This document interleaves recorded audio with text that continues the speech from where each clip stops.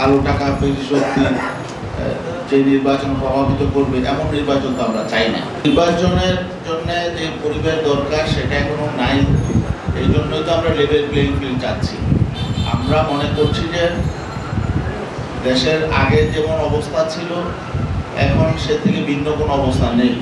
অতএব বিগত দিনে নির্বাচনগুলো যেমন হয়েছে সামনে লেভেল প্লেইং ফিল্ড ছাড়া এবং আমাদের যে দাবিগুলো আছে এই দাবিগুলো বাস্তবায়ন ছাড়া যদি নির্বাচন হয় তাহলে ঠিক আগের মতো নির্বাচন হবে। এবং যেন তেন নির্বাচন, প্রহসনের নির্বাচন বা কালো টাকা পেশি শক্তি যে নির্বাচন প্রভাবিত করবে এমন নির্বাচন তো আমরা চাই না।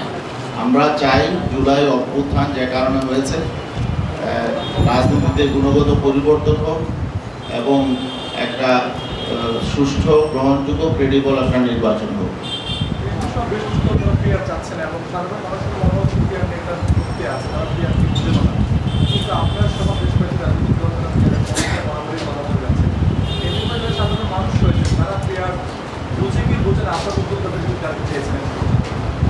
না, পিআরের বিষয় নিয়ে আপনারা দেখেছেন কয়েকটা সংস্থা জনমত জরিপ করেছে।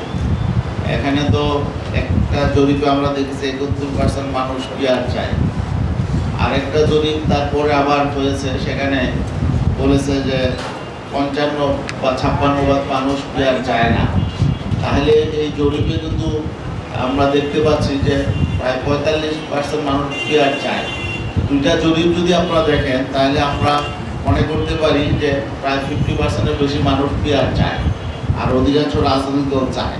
অতএব মানুষ পিআর বুঝে না বিষয়টা এমন না। আর পিআর তো কোনো যন্ত্রের, মেশিনের নাম না, ইভিএমের মতো। পিআর একটা পদ্ধতি, নির্বাচন মানে প্রপোর্শনাল রিপ্রেজেন্টেশন, সংখ্যানুপাতিক পদ্ধতি। ভোট তো মানুষ যেভাবে দিচ্ছে ব্যালটে প্রতীকে সেভাবেই দিবে। এটা নতুন করে তো বোঝার কোনো বিষয় না যে এটা নতুন করে মেশিন সম্পর্কে অভিজ্ঞতা অর্জন করতে হবে তারপরে মানুষ ভোট দিবে, তা না। ভোট মানুষ আগে যেভাবে দিত ব্যালটে প্রতীকে সেভাবেই দিবে, কিন্তু সেই ভোট যেটা কাউন্ট হবে সেটা রেশিওতে পার্লামেন্টে দলগুলো প্রতিনিধি পাঠাবে। এই তো